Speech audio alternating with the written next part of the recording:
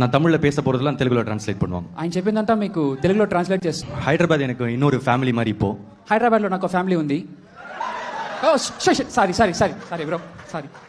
హైదరాబాద్ నాకు ఇంకో ఫ్యామిలీ లాగా.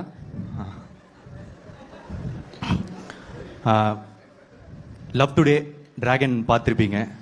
లవ్ టుడే డ్రాగన్ చూసుంటారు.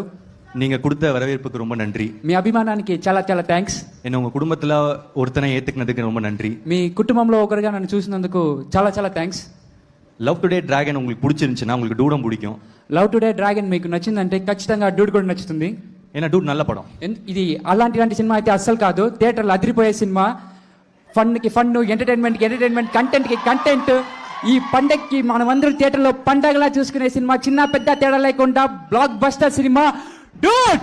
உன்னை போன ஒரு வார்த்தை தானே சொல்ல சொன்னேன்.